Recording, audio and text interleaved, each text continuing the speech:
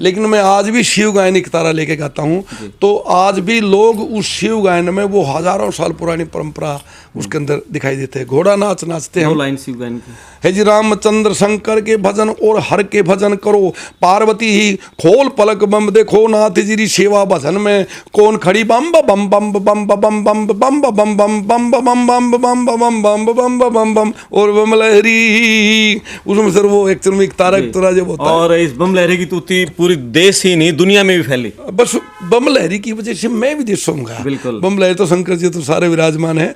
मैं तो सर 1998 में अमेरिका में गया। महावीर गुड्डू जब मंच पर आता है, तालियों की गड़गड़ाहट और हंसी, चेहरे खिल जाते हैं लोगों के। अरे वो ताड़ियाँ तो परेशान करी हैं। मैंने बताया ना 14 अगस्त 1972 को जब मैंने गाया था गीत, उसके बाद ऋषि जींद ने गोदी में उठा के थपकी लगाई थी। वो थपकी और ताड़ी 64 साल के व्यक्ति को अब भी 18 साल का बना देती है। देशभक्ति की बात है। आप किसी के दाह संस्कार पे गए हैं, वहां भी अगर देशभक्ति की बात करेंगे तो कोई यूं नहीं कहेगा वे क्यों बकवास। 2 लाइन राजा नार से। सन 1858 की जी हो,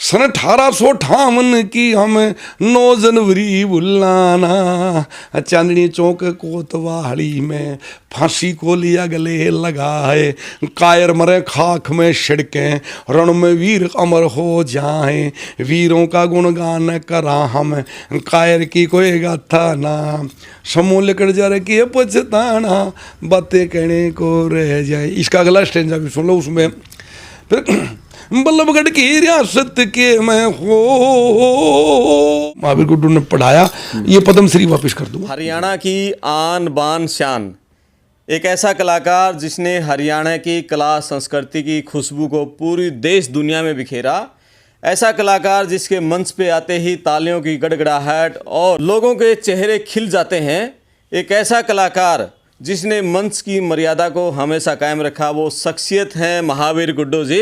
भारत सरकार ने इनको पद्मश्री अवार्ड से सम्मानित किया है और इससे पहले ही कला के क्षेत्र के सबसे बड़े सम्मान महावीर जी को मिल गए हैं। आप इंटरव्यू पर आखिर तक बने रहना, आपको मज़ा आएगा। पहली बार मैं ये गुजारिश कर रहा हूँ कि इंटरव्यू को पूरा सुनोगे तो हरियाणा की कला, संस्कृति, शिक्षा, संस्कार, चरित्रवान सब के बारे में बहुत अच्छी जानकारी आपको सुनने को मिलेंगी। और आप कमेंट्स के माध्यम से महावीर गुड्डू जी को पद्मश्री अवार्ड मिलने पर बधाई भी दे सकते हैं। लाइक का बटन दबाएं, शेयर करें। मैं आपका दोस्त करमपाल। अब बात करते हैं। भाई साहब नमस्कार और बहुत बहुत बधाई पद्मश्री अवार्ड मिलने पर। आप सभी को और हमारे हरियाणा प्रदेश वासियों को और हमारे भारत के जो सम्मानित लोगों को नमस्कार, प्रणाम जी। और खूब फोन आ रहे होंगे, पद्मश्री अवार्ड मिला है जी। वो तो समझा नहीं, वो तो उसी से तो ऊर्जा मिलती है जी। वो ये अवार्ड मेरा अकेला नहीं है, उन सभी इष्ट मित्रों का है सर, जो मेरे जीवन में पुशअप करते रहे, मेरे को ताड़ियां जो बजाते रहे, उनके लिए पुरस्कार है सर। ये मर्यादा को ही सम्मान है। जो मर्यादित रह करके, डिसिप्लिन में रह करके रहते हैं ना, उन्हीं को तो पुरस्कार मिलेगा। आज तक किसी भांड को, बंडेले को या इस प्रकार के को पुरस्कार नहीं मिलेगा। पुरस्कार उसी को मिलेगा जो छोटा मोटा संस्कृति का सेवक होगा। मैं तो एक संस्कृति का एक छोटा सा जो ना बूंद मात्र हूँ लगा हुआ, लेकिन मैं दिल से लगा हुआ हूँ। और लगभग 52 साल प्लस का सफ़र हो गया है।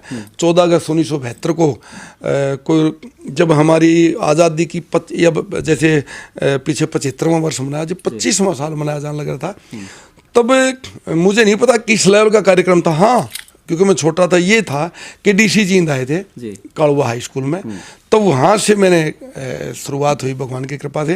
वो पहले गीत है वो, हेरे साथ रहनिया संग के साथी, दया मेरे पे फेर दियो, देश के ऊपर जान झोंक दी, लिख चिट्ठी में घेर दियो। फौजी मेहर सिंह जी का। और ये मैं अगर कोई पूछे कि भारत का, हरियाणा का राज्य गीत को कौन सा हो, तो मैं तो इसी को बहुत इसके अंदर समर्पण है। वहाँ से शुरुआत हुई। फिर सर मेरे गांव में भी हाई स्कूल था, गांगुली गांव है मेरा। पंडित श्रीचंद मेरे पिताश्री जो ना वो राइटर रहे हैं, लेकिन जमींदारा उन्होंने किया। मेरे दादाजी फ्रीडम फाइटर है। हमारे गाँव में फिजिक्स केमिस्ट्री नहीं होती थी, ऑप्शनल था। मैं फिर मोरखी गया। हर रोज लगभग मेरे घर से 3 किलोमीटर तो है स्कूल, 3 किलोमीटर पैदल आना। वहाँ मास्टर सुभाष जी हमें मिले, वो सुहाना के हैं। वो रामलीला के बहुत बड़े कलाकार थे, वो कमाल के टीचर थे। उन्होंने हमारे बड़े बड़े नाटक तैयार करवाए। पहली बार वहाँ से ये शुरुआत हुई। गुरुजी ने बताया ऐसे नहीं, इसको ऐसे करो, ऐसे नहीं, ऐसे नाचो। और जब आप मुंह करते हैं तो पब्लिक की तरफ कैसे होगा, तो कान में फूंक मास्टर सुभाष जी ने शुरुआत की। और फिर मैं सौभाग्य से कई बार जगह मिलती है ना, मैं गवर्नमेंट कॉलेज जींद में चला गया सर। तूती बोलती थी उन दिनों में, कमाल का स्टाफ था गवर्नमेंट कॉलेज जींद का सर। और वहाँ से फिर वहाँ से तो सब कुछ मिल गया। वहाँ का मंच मेरे लिए बड़ा सम्मानित मंच, उस मंच के माध्यम से सर जैसे शुरुआत हुई 79-80 का जो हमारा सेशन था, पंडित वेद व्यास जी आए, उन्होंने मेरा सपेरा डांस करवाया। और वो सपेरा की जब बीन बजती थी सर, कमाल हुआ। हम जो ना यूनिवर्सिटी जीते, उसके बाद हम पार्टिसिपेशन ऑल इंडिया में झनकार 80 में गए, और पनिहारिन 80 जो जयपुर यूनिवर्सिटी के अंदर मनाया जाता था राष्ट्रीय स्तर का, उसमें हमारा डांस जो ना 79-80 के सेशन में मार्च 1980 में ऑल इंडिया लेवल पे हमारा डांस फर्स्ट आ गया जी। बस फिर तो काफिला चल पड़ा। बिल्कुल 1985 में एमए के बाद में गवर्नमेंट कॉलेज के बाद में वहाँ चला गया, BLU में मैंने एडमिशन ले लिया। तो उस साल हमारा फिर इंटरनेशनल पार्टिसिपेशन हुआ। पहले प्राइवेट तौर से इंटरयूनिवर्सिटी होता था, पहली बार उल्लास 85 HUI में हुआ एग्रीकल्चर में। वो हमारा क्रिएटिव डांस फर्स्ट था, हरियाणा बिस्किट हमारी सेकंड है, दोनों आइटम ऊपर गए नेशनल में। वो 22 कंट्रीज भी आए थे, तब वो इंटरनेशनल पार्टिसिपेशन हुआ सर। और खूब हरियाणा डे पर अनेकों बार पुरस्कार मिले, बेस्ट एक्टर के, बेस्ट डांसर के। क्योंकि डांसर ये हुआ कि मेरे से पहले लड़के डांस नहीं करते थे, लड़कियां करती थी। लड़का कोई करता था तो धोती पहन के नहीं, दामन पहन के करता था। मैं भगवान की कृपा से I am the first person जिसने धोती कुर्ते में। बिल्कुल, हाँ वो बात करेंगे। और जब तक आप कॉलेज में रहे, जींद कॉलेज की तुती बोलती रही यूनिवर्सिटी में, यूथ फेस्टिवल में। बाद में भी बोलती रही, मेरे से पहले भी बोलती थी। ऐसा नहीं कि मेरी वजह से, मेरे से पहले भी बोलती थी। हमारा टाइम थोड़ा था और पुशअप हुआ, बाद में भी बोलती रही। बहुत बड़ा था, कमाल के विद्वान लोग थे। डॉक्टर राधेश्याम जैसी पर्सनैलिटी जो हमारे टीम इंचार्ज भी होते थे, वो कमाल के व्यक्ति थे। वो डिसिप्लिन अगर कोई सीखे तो डॉक्टर राधेश्याम से सीखे। वो हमारे इंचार्ज थे, बड़ा ध्यान रखते थे, लड़कियों का ध्यान रखते थे। तो फिर हमारे सर खूब एक्टिविटीज हुई, हरियाणा डे पर अनेकों पुरस्कार मिले। आपने तो मेहनत की होगी, कौन सी ऐसी शख्सियत को श्रेय देना चाहेंगे जिसने आपकी कला को निखारा? वो 1-2 आदमी कौन? देखो सर, जैसे मैंने बताया ना, मेरे पिताजी की शुरुआत हुई, मास्टर सुभाष जी आगे, डॉक्टर राधेश्याम आगे, पंडित वेद व्यास आगे। और इनके साथ साथ गवर्नमेंट कॉलेज जींद का सारा ही जो इंफ्रास्ट्रक्चर था ना, एक एक ईंट का मैं वहाँ का कर्जदार हूँ। वहीं से शुरुआत हुई। फिर सर वहीं से हम यूनिवर्सिटी जाते थे। तो यूनिवर्सिटी का जो एडिटोरियम है कुरुक्षेत्रा का, वो हमारे लिए मंदिर है, क्योंकि आखिर में तैयारी करके जाना तो वहीं था। बिल्कुल, कभी भी ये नहीं हुआ कि आज महावीर गुड्डू का आइटम ढीला रह गया उस मंच के ऊपर। आज भी अगर मैं जाता हूँ तो आज भी मैं वही जो 18-19 साल का युवा होता है ना, वही एनर्जी मेरे वहाँ होती है। आपने हरियाणा की कला को, शिव गायन स्तुति, बम लहरी, घोड़ा नाच और लड़कों का सोलो डांस में धोती कुर्ता, कई ऐसी चीजें, हरियाणवी ऑर्केस्ट्रा, मतलब आपकी देन है। आज हरियाणा की संस्कृति गर्व करती है इन पर। चलो देन तो क्या, हमारा सहयोग है। और क्योंकि वो चीजें लोप हो गई थी। और सर कोई संस्कृति की चीज लोप हो, वो बड़ी बड़ी बात है। जो हमारे पूर्वजों की चीज है, वो अगर आप एज इट इज रखते हैं तो वो उससे आपको ज्यादा वाहवाही मिलती है। बिल्कुल, मैं कोई नया गीत गाऊंगा तो हो सकता है मेरा इतना अच्छा ना लगता, लेकिन मैं आज भी शिव गायन की तारा लेके गाता हूँ। तो आज भी लोग उस शिव गायन में वो हजारों साल पुरानी परंपरा उसके अंदर दिखाई देते हैं। घोड़ा नाच नाचते हैं, 2 लाइन शिव गायन की।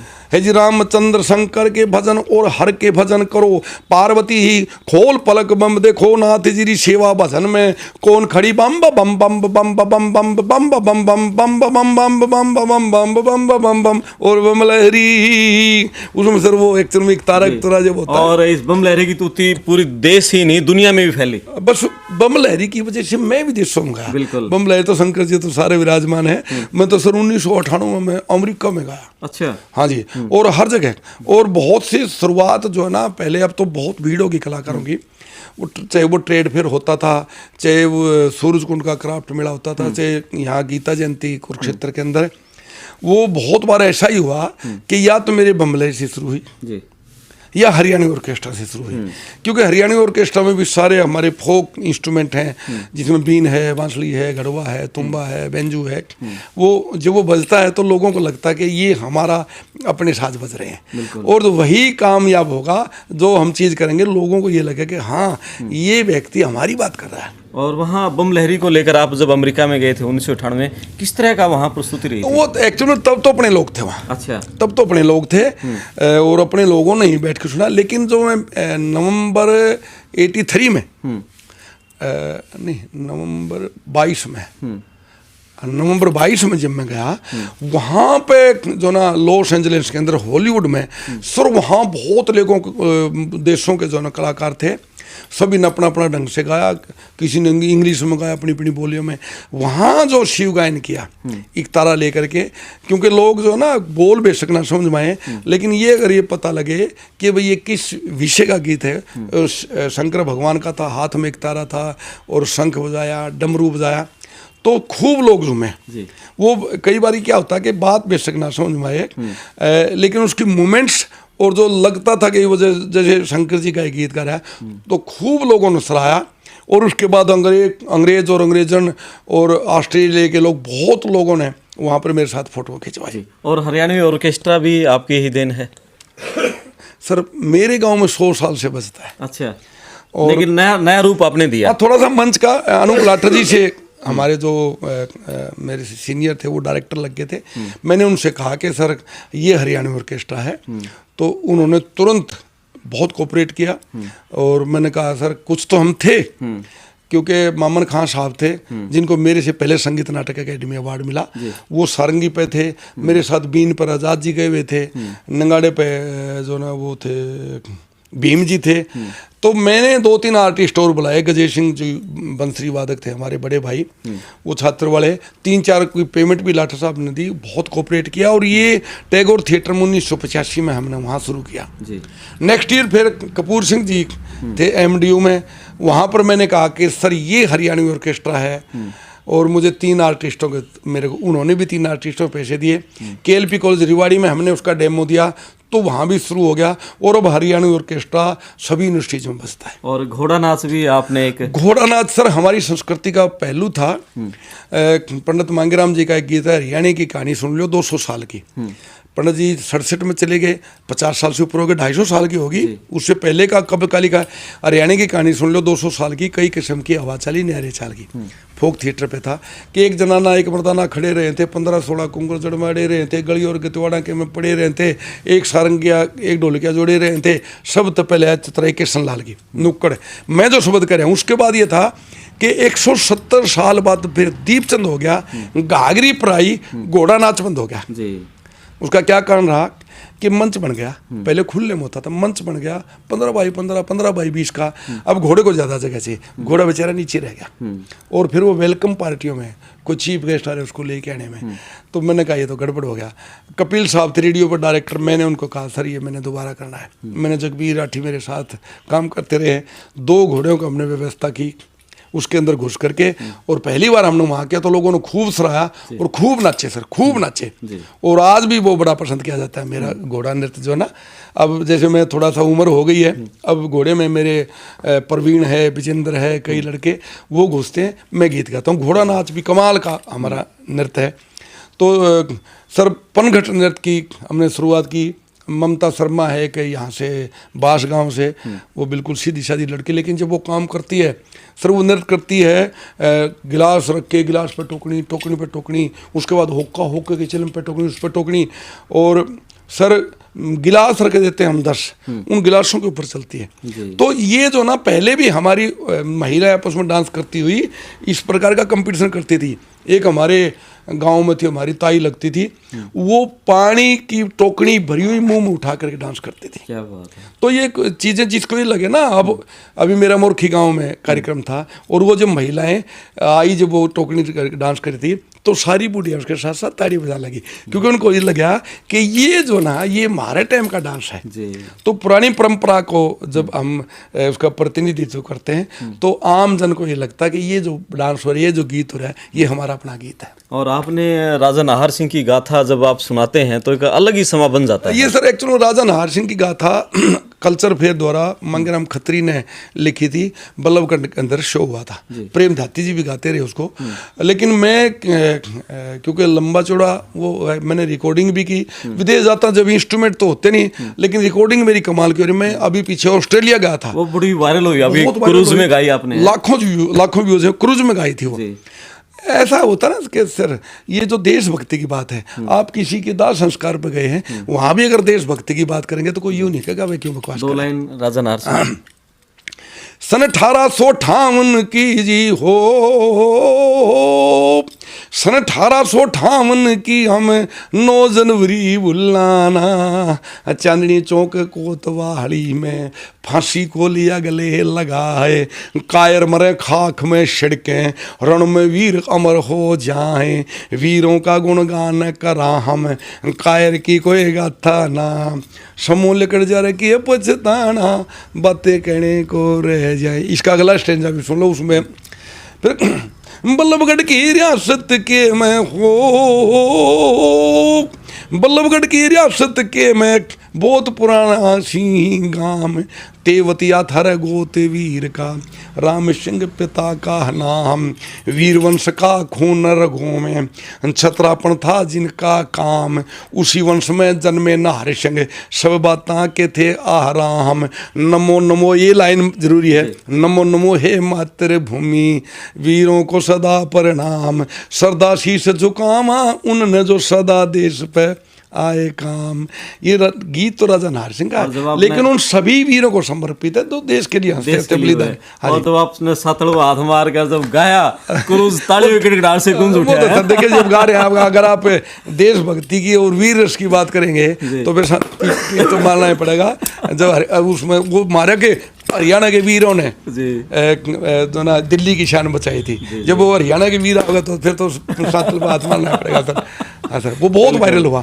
सेवा सिंह जी रेडू हैं, हमारे शाहपुर गांव से ही, उन्होंने वो वहाँ एसोसिएशन जो बना रखी है हरियाणा हवा नाम से, वो एक्चुअल में गीता जयंती समारोह था, उसमें हरियाणा सरकार इन्वॉल्वमेंट थी, उसमें कुरुक्षेत्र विकास बोर्ड इन्वॉल्व था, और लेकिन उन लड़कों ने इतनी मेहनत करके इतना बड़ा आयोजन उन्होंने किया, कमाल। बिल्कुल। 3 सर कैनबरा जो ऑस्ट्रेलिया की राजधानी है, कैनबरा की संसद भवन के ऑडिटोरियम में ओपनिंग हुई। क्या बात है। ज्ञानानंद जी महाराज और मुख्यमंत्री का प्रतिनिधित्व करने अनिल विज मंत्री जी, महिपाल ढांडा, बहुत लोग गए थे। वहाँ पर शुरुआत हुई। उसके बाद सेंट्रल हॉल है मेन सिडनी में, समुद्र के किनारे, सर बहुत बड़ा हॉल था। और मैं तो उन लोगों को नमन करता हूँ, पता नहीं कहाँ से आए, वो 2,500-3 हज़ार की कैपेसिटी का हॉल बिल्कुल फुल था। क्या बात। उसके बाद तीसरे दिन सड़क जो एक वहाँ एक बनावटी नदी है, जब ज्वार भाटा आता है तो उधर चल पड़ती है, वहाँ पर फिर गीता जयंती समारोह हुआ।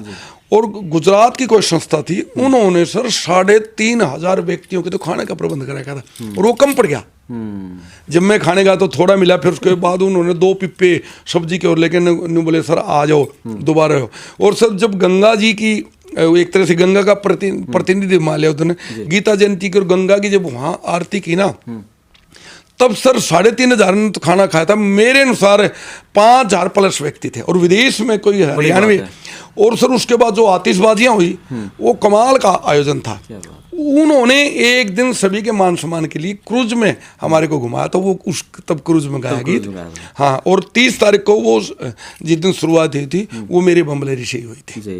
बड़ी बात है। और नाहर सिंह के अलावा चौधरी देवीलाल और छोटू राम, बहुत जीवन गाथा आपने। ऐसा ना, जो देव हो जाता है, जिसकी ब्रह्मलीन हो जाता है, वो ना फिर किसी पार्टी का रहता।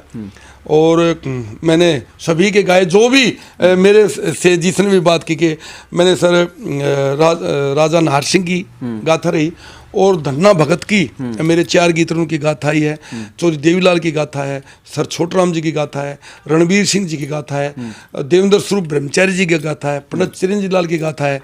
ये मैंने, और निःशुल्क, बिल्कुल देखो वो ले गए स्टूडियो का खर्चा तो वो जाने, मैंने कभी किसी को ये नहीं कहा कि मुझे ये पैसा चाहिए, क्योंकि उन लोगों को श्रद्धा के लिए मेरे पास आए।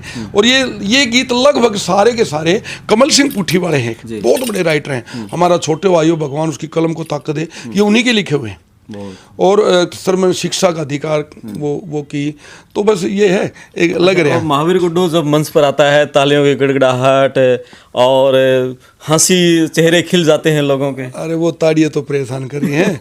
मैंने बताया ना 14 अगस्त 1972 को जब मैंने वो गाया था गीत, उसके बाद ऋषि जींद ने गोदी में उठा के थपकी लगाई थी। वो थपकी और ताड़ी 64 साल के व्यक्ति को अब भी 18 साल का बना देती है। कैसे आपने इतनी, आजकल हम देखते हैं कि मंच पर इतनी फूटता है, अपने आप को किस तरह आपने मर्यादा में रखा? सर देखिए, मैं बताऊं, हरियाणा में इतना मसाला है, वो ही नहीं खत्म होता। जब आप एक बताइए, जब अच्छे से भोजन मिल रहे हैं तो गंद खाने की क्या जरूरत है? हमने बढ़िया जो गीत थे, बढ़िया जो चुटकुले थे, उन तक नहीं फुर्सत मिली, तो हमने भुंडा बोलने की जरूरत क्या थी? पहले भी बोलते थे, भांड भंडेले वो होते थे सर, और भजनी होते थे, लेकिन भांड भंडेले बाहर ही रहते थे। और वो सिर्फ हो जाते थे, उसमें माताएं बहनें नहीं जाती थी। तो सर माताएं बहनें कहाँ आती थी? जहाँ साफ सुथरा वो हो।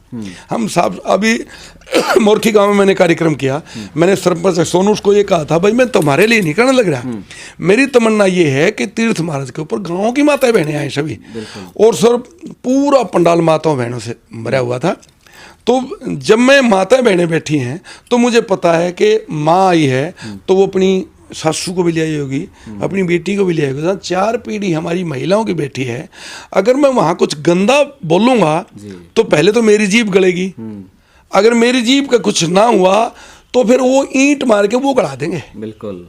अगर आपको सभी प्रकार के लोगों से बात करनी है तो सर आपको फिर मर्यादा में तो रहना ही पड़ेगा। बड़े बड़े कलाकारों के बीच उसमें जब आप थे और जब आप पीक पर थे, बड़े बड़े गायक थे और बड़े बड़े जो रागिनी गायक थे, सांग होते थे, उनके मंचों पर कैसे आपने चुटकुले स्टेज मंच संचालन किया? सर ऐसा है, कई बार तो ये होता था कि पूरी रात में 6-7 और रागिनी वाले होते थे, लगभग 30% मेरा हिस्सा होता था। अच्छा।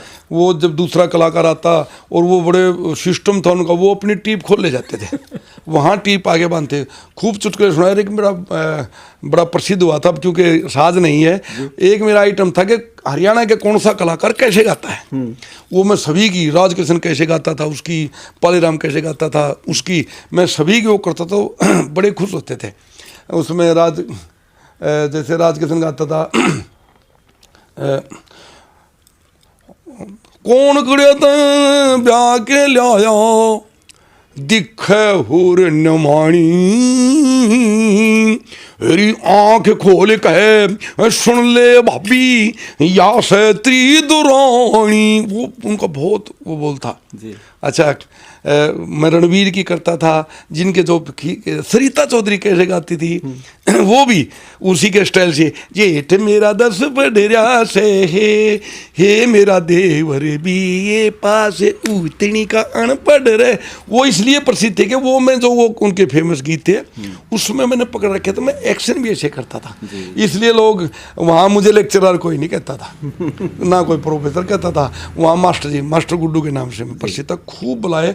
और सर आप विश्वास करना कि रागिनी कंपटीशन में 60-70 हज़ार तक की भीड़ होती थी और खूब लोग एंजॉय करते थे। सर ऐसा जो हरियाणा का दर्शक है संसार में आपको नहीं मिलेगा। पो के पाले में ऊपर टेंट नहीं, नीचे दरी नहीं जी। बिल्कुल रेत में बैठ के मंडासा मार के पूरी रात रागिनी सुनते थे, पूरी रात। और सवेरे दिन निकलने के बाद भी नहीं कर दे रहे, 2 और सुनवाते रहे। तो वो अब ऐसे जो दर्शक हैं उनको तो नमन है सर, के उन्हीं की वजह से हम लगातार लगे। और एक वो दौर था और एक आज का दौर है, आज का जो यूथ है और बड़ा फूड गाता है, दुख तो होता होगा सर। आज भी ऐसा नहीं कि सभी फूड गाते हैं, आज भी खूब साफ सुथरे लोग बहुत कम है। हाँ वो, लेकिन वो कितने दिन चलेंगे? अब वो कहीं पर भी अच्छे आयोजन में जो फुगड़ गाने वाले हैं उनका गीता जयंती समारोह उनको कौन बुलाएगा? उनको सूरज कुंड में कौन बुलाएगा? अगर कोई मंदिर में या गौशाला में कोई कार्यक्रम हो रहा है उनको कौन बुलाएगा? वो तो ठीक है, पेन ड्राइव में वो गा लेते हैं और उनके बोले हमारे करोड़ व्यू हो गए। महाराज तक न्यू नहीं समझ में आया कि वो कहते हैं मेरे इतने करोड़ व्यू हो गए। अरे इतने करोड़ तो हरियाणा में मानस को नहीं। बिल्कुल हाँ, झूठ तूफान बोलते हैं। और सर जो ना, चलो उनका अपना काम है, लेकिन उनसे ये निवेदन जरूर है कि अगर लंबा चलना है, इस साइड में अगर काम करना है तो आपको साफ सुथरा काम मन तो दुखता होगा सर मन तो दुखता ही है। आपने देखा होगा ना कि शादियों में जो फुहड़ता बजती है, एक उनका एहसान भी है जी। जो नए मॉडर्न बच्चे एहसान भी है। नहीं तो हमारे यहाँ दूसरे प्रदेशों का डीजे बजता था, उनके आने से जो ना वो हरियाणवी तो बजने लग गया। बढ़िया गीत आए हैं वो सर। मैं अपने हरियाणे ने ईशा देखना चाहूँ रे राम के जिया, तो ये ना। और उसका तो उसमें भी फूटता नहीं है, वो खूब बजा वो हट जाता हूँ पाछे ने नाचन दे जी भर के ने। वो क्यों प्रसिद्ध हुआ उसका भी कारण है, वो हमारी फोक टून है जी। वो मैं तो मरी हो पिया जी मरी हो जी लड़ गया बेरी बिछुआ। अगर आगे कोई जितने भी बम्बे के गीत हैं, कोई भी जो लंबा चलता है सर फोक टून के ऊपर चलता है। मन डोले मेरा तन डोले, ये जो नागन के गीत हैं ये क्यों प्रसिद्ध हुए, वो फरीदाबाद से इलाके का फरीदाबाद से संबंधित उसके म्यूजिक डायरेक्टर थे। उन्होंने झुमका गिरा रे बरेली के बाजार में, आज भी सुनते हैं हम। वो जो ना फोक टून थी जी। और जो फोक खाने वाला ना सर देखिए आप कितना कुछ खाओ, लेकिन अगर आपको बढ़िया लस्सी के साथ बढ़िया रोटी घी और बढ़िया सब्जी मिलेगी कि 5 स्टार करेगा। बिल्कुल। हम कहीं पर भी आदमी धक्का खा के आओगा ना, न्यू कहा भाई रोटी का स्वाद तो घर पे है। घर पे है। तो अपनी फोक में एक बार मैं लगातार 1 महीना रहा मैं 26 जनवरी के कार्यक्रम में, फिर मैं घर पे आया, मैडम ने कहा मैंने 4 रोटी मोटी मोटी पाओ, और सर मैंने आपको फिर वो कुंडी लेके चटनी रगड़ के और हाथ में धर के और कड़ लगा के खाई। तो उसने कहा ये क्या, मन कहा हमारी औकात है जी। तो आदमी अपनी औकात में रहता है तो लंबा चलता है। तो मैडम का आपने जिक्र किया, मैडम का आप बाहर रहते थे और लंबे लंबे दिनों तो कई दिन बाद घर आते हुए, किस तरह का साथ परिवार का मिला? उसी की कृपा है। हालांकि वो 7 साल पहले ब्रह्मलीन हो गई हैं, लेकिन उनकी यादें और उनका सहयोग वही जिंदा है। और ये जो जितने पुरस्कार मिले हैं सर, मैं सुबह अगर 4 बजे जाता तो वो मुझे यूँ कहती, मैं ये कहता था भाई गेहूं की रोटी बासी कभी नुकसान नहीं करती, मैं ठंडी खा जाऊंगा। उसका प्रयास ये रहता था कि ठंडी नहीं, सुबह जब भी जाए यूँ कहती मैंने उठना तो है, मैंने बालका की रोटी बनानी है भाई, मैं 6 बजे बनानी, मैं 4 बजे बना लूँगा फिर सो जाऊंगी। और मैं कितना ही लेट आता था, उस औरतों ने कभी नाक नहीं चढ़ाया। हालांकि छोटी मोटी चलो घर की बातें हैं वो तो हो जाती है, कभी फील्ड के लिए उसने ये नहीं कहा कि इतना लेट क्यों आया क्यों नहीं, और ना कभी मेरे से पूछा कि भाई कितने पैसे ले। उसलिए पूछने की जरूरत नहीं थी, मेरी तनख्वाह और जो पैसे थे ना वो सामने है उसी के पास उसी के पास रहते। मैडम भी कला से जुड़ी हुई थी वो सर, वो म्यूजिक की वो बहुत इंटेलिजेंट लेडी थी। वो अपने समय में 8वीं में लड़कियों में सारे हरियाणा में फर्स्ट थी। क्या बात है। और वो फिर उनकी 10वीं में भी मैरिड थी। म्यूजिक से थी, बहुत अच्छी म्यूजिक की राग की जानकार थी, लेकिन वो प्रोफेशनल नहीं हुई जी। वो बड़ी शानी लेडी थी। उसने कहा अगर दोनों बाहर से निकलेंगे तो बच्चे कौन पालेगा। सरकारी नौकरी नहीं मिल पाई। यहाँ एक सरस्वती स्कूल है बड़ा अच्छा, उसमें वो म्यूजिक की टीचर थी, और समय पे आना समय पे जाना और बच्चे पढ़ाए। उसकी वजह से मैंने कभी चिंता नहीं। एक बेटी मेरी एम इंग्लिश की टॉपर है, उसकी बीएड भी होगी, एचटेट भी हो गया, पीएचडी कर रही है। दूसरी एमएससी बोटनी की टॉपर है, वो बोटनी की पीएचडी कर रही है। बेटा जब मेरा 9वीं 10वीं में था, जब वो चली गई थी तो बड़ी बेटे ने संभाला, वो एमएससी बोटनी में चला गया। तो कभी मेरे को बहुत साथ मिला सर। मेरे इष्ट मित्रों शुरू में तो मजाक करते थे, लेकिन मेरे हरियाणा के दर्शकों ने खूब तालियां बजाई। और जो ताड़ी बजाने वाले हमारे दर्शक है ना, सच्ची बात में मेरे परिवार को, टीचर्स को, उनको ये पुरस्कार उन्हीं का है। क्या शुभ नाम था उनका? मैडम सुमन थे वो। और वो बड़े विद्वान परिवार से, मेरे ससुर जी अब तक जिंदा हैं, वो लगभग 90 साल के हो गए हैं। और उन दिनों के एमए इंग्लिश और एलएलबी हैं। उनके दादाजी भी अच्छी नौकरी कोई करते थे, ये तो नहीं मुझे पता क्या थे, लेकिन मैडम का जन्म कनाट प्लेस दिल्ली में हुआ था, सोनीपत के रहने वाले। मुझे लगता था कि यार ये तो सोनीपत की है, दिल्ली में जन्म हुआ है, ये गांगुली में कैसे सेट होगी। लेकिन कभी भी ये इसकी कोई बात नहीं हुई। मेरे नियर एंड डियर सभी को ये वो बड़ी कोऑपरेटिव थी। और आप हरियाणा शिक्षा विभाग में रहे, प्रिंसिपल के पद से रिटायर हुए। शिक्षा के साथ साथ आपने इसको कैसे तारतम्य में बनाए रखा कला को? सर मान तो मेहनत तो करनी पड़ेगी जी। रागनी कंपटीशन होते थे, मैं पूरी रात ईमानदारी से, आपके मंच के माध्यम से ईमानदारी से कह रहा हूँ, छत के नीचे बैठा हूँ, मेरे इस लंबे कार्यकाल में एक भी स्टूडेंट आकर के अगर ये कह दे महावीर गुड्डू ने घंटी छोड़ी, महावीर गुड्डू ने पढ़ाया, ये पद्मश्री वापस कर दूंगा जी। मैंने 12.5 साल तो मैं भुसलाना रहा, खेतम स्कूल था और शुरुआत में मैं प्रिंसिपल था और मैंने सारा संभाला वहाँ। पूरी रात रागिनी कंपटीशन में रह के नहा धो के मैं स्कूल जरूर जाता था जी। क्योंकि यहाँ पर बैठे ना सफेदों में ऐसा कोई जगह नहीं जहाँ मेरे पास स्कूटर होता था, 2.5-3 घंटे में आए नहा धो के। एक गुस्ताखी जरूर होती थी, मैं मेरे स्टाफ से ये निवेदन करता था, जब तो 11वीं 12वीं 2 ही क्लास होती थी, भाई पहले घंटी मैं लूँगा, एडजस्टमेंट कर लेता था, पहले घंटी पढ़ा करके फिर मैं कूण में लग के कहीं सो भी लेता था। लेकिन क्योंकि मैंने बच्चे पढ़ा दिए तो वो थोड़ी सी गद्दारी फिर कम होगी।